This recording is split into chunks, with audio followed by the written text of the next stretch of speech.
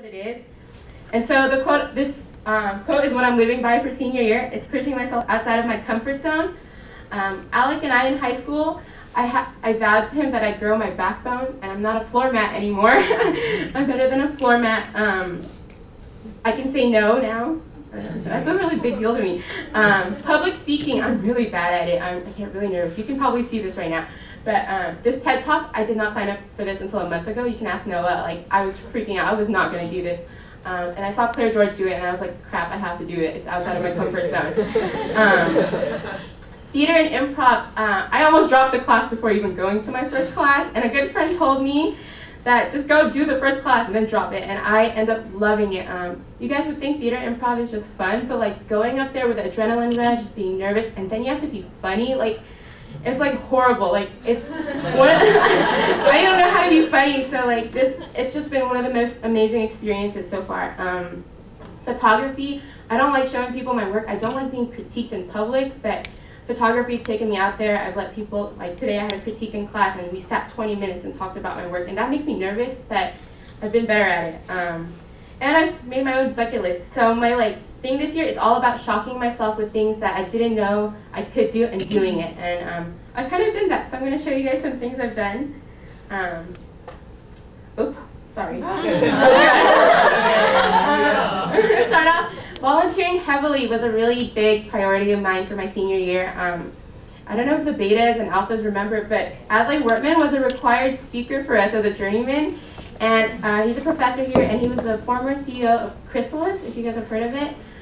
Basically, Chrysalis is a nonprofit org, and they help homeless people find jobs. And what I really like about this org is that, it's not just a temporary band-aid where you give them food for a night.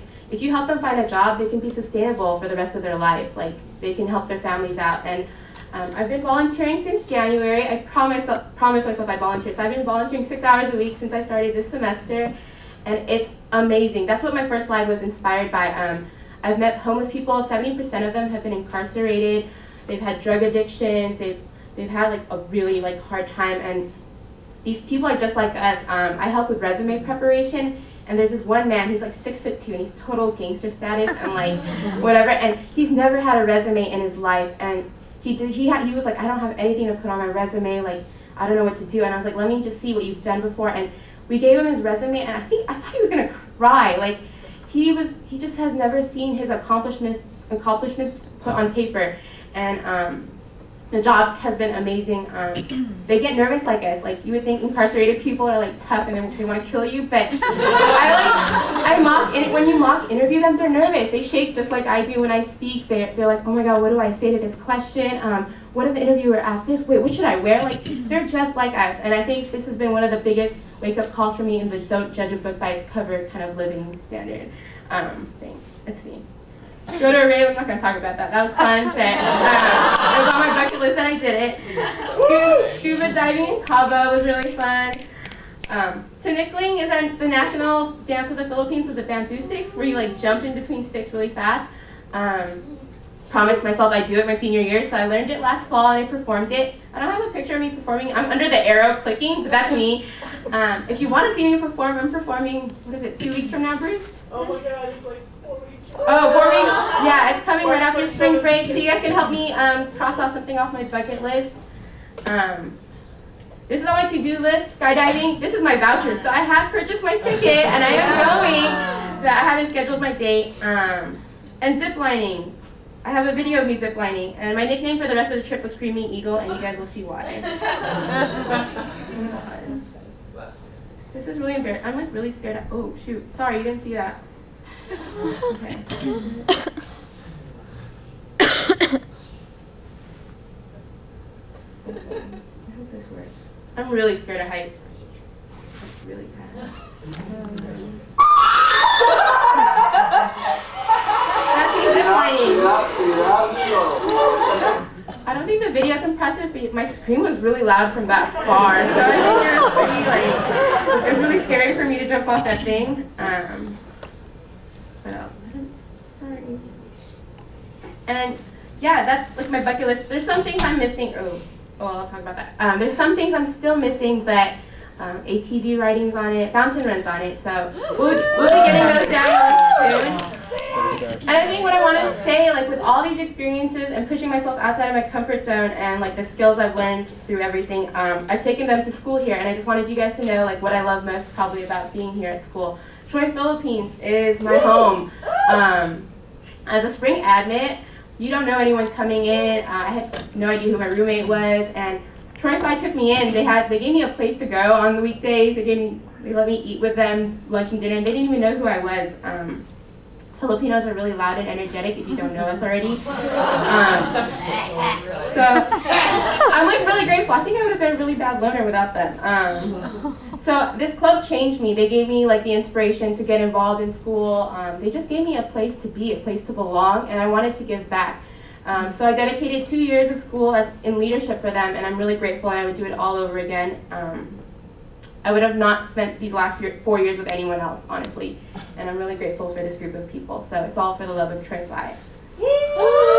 And last, like DOZ, of course. So it was a lot smaller back then. There was not as many people to talk to. As a beta, it wasn't really even that work. We just had a barbecue, and then that was it. And like there was no one at the barbecue. But I think there was no better way to take all the skills I've learned through my experiences and through my goals through DOZ. Like DOZ helped me harness that and become who I am. That's my beta class up top. I don't know if you guys know most of them. But I think if I could describe the beta class, we weren't really huggy or anything. I mean, there's a couple of us, but these people are honestly the most ambitious people I've ever met. Their drive to do whatever they want, they've done it. And as much as they won't say like, I love you, Adrienne, they'll say like, oh, I got into dental school, or like Bossy's in like law school. Like it's just really amazing. These are really driven people, and I've learned so much from them. They helped me grow my backbone, because if I wanted to talk to them, I had to suck it up. I'm also really grateful for the DOZ board of '09. That was a really long time ago, and it was like when DOZ was just starting to get really official, and it's intimidating. Like e-board, like in your shoes, you're a leader of leaders, and that's intimidating just because I know you guys are just as capable, and like I'm like really grateful for that experience. It brought me confidence to be able to handle responsibilities and help put this org on its feet. So yeah, I'm like really grateful for DOZ, and I'm so glad. Like I'm really proud of what you guys have turned it into. And so it just, my TED Talk is like really short, and it's just, I want to end it with a challenge for you that hopefully with this precious time you have left, I hope you go and meet people in this room and talk to them about their experiences. Give them 20 minutes to tell you who they are and like why they tick like the way they do. I mean, you just don't know what someone's really been through until you've asked them. I'm pretty sure, I don't think a lot of you guys knew that stuff about me before this. So like just really learn about someone, what motivates them and what experiences like have they been through, why their ambition is the way it is, like why do they not want to do anything. I mean, there's just so much to learn about a person. And ultimately, hopefully by learning these experiences like from other people, you'll help grow yourself into the amazing people you guys are going to be. And yeah, that's it. Thank you.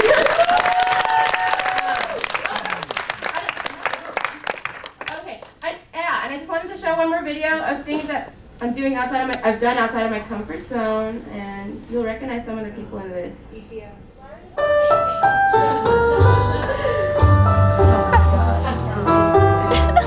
Oh, I didn't see you come in. Oh, you want to know more about e-board? Oh, great.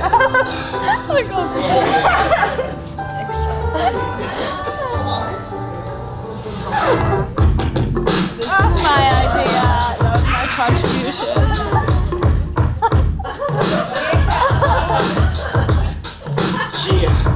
Yeah, I'm at Brooklyn. Now I'm down in Tribeca, right next to the Narrow. But I'll be hood forever. I'm the new Sinatra. And since I made it here, I can make it anywhere. Really love me everywhere. I used to cop in Harlem. All of my minutes right there on Broadway. Going back to that McDonald's. Look into my stash spot.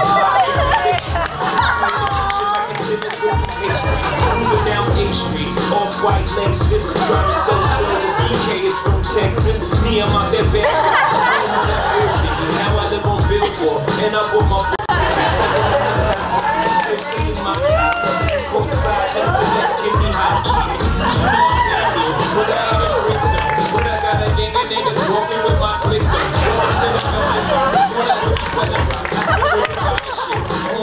Hip-hop, yellow cat, juicy cat, dollar cat, holla back, Foreigners, it ain't fair, they act like they your stories out there in the naked city is a pity. Half of y'all nigga, I be spiked out. I can triple referee. Tell by my attitude that I'm most definite.